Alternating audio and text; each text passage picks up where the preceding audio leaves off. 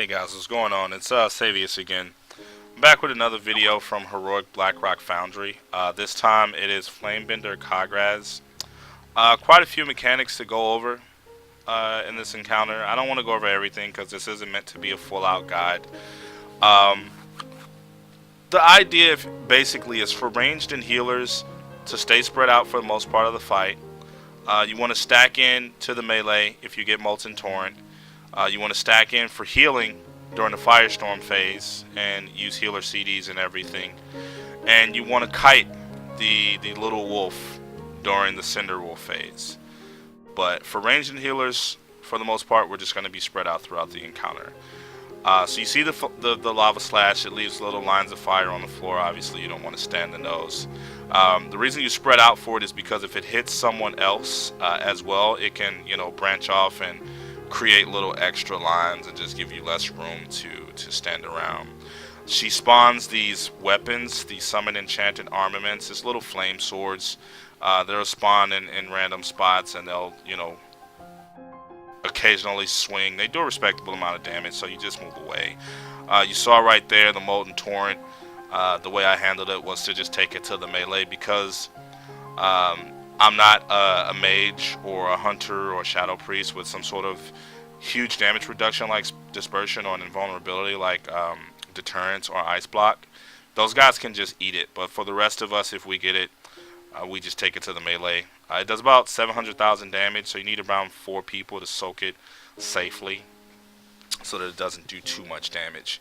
The dogs you can see here, one is overheated and it's tanked. The other is not, and it's just kited.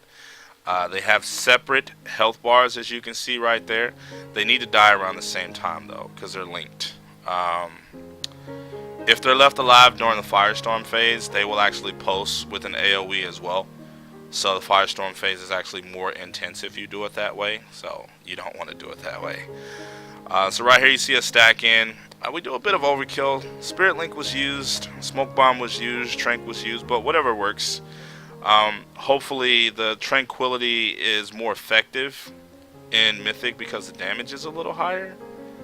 Like, maybe I could have actually waited if I knew the Spirit Link was going to be used, but that just goes into our lack of coordination when it comes to our healers. But, it works for us. We get by, but, yeah, you'll hear me complain about that a lot. But after the Firestorm phase, you'll see these little meteors happen, and later on in the video, after the second Firestorm, I'm going to try to channel to get some mana back, and I'm going to eat a couple of those meteors actually. I probably would have eaten them all, but I got kind of low and didn't want to die, so I moved. But unfortunately I also didn't get back as much mana as I wanted to get back. But that's pretty much it, man. That's the whole fight right there. You kind of just go through the process of spreading out, avoiding lava slash, stacking in to deal with Molten Torrent, spreading out for the weapons. There's also a debuff called Blazing Radiance, again, that you spread out for so that it doesn't do damage to other people. And that's pretty much the theme of this fight, man. It's for ranged and melee or ranged and healers to spread out. Not any debuff really to dispel. I mean, there's a couple, but you really don't have to worry about that. That debuff comes from crossing that little line with the dogs. The dogs, I actually didn't expect. They have a really, really misleading attack range. It's a melee. You think that they should be closer than that.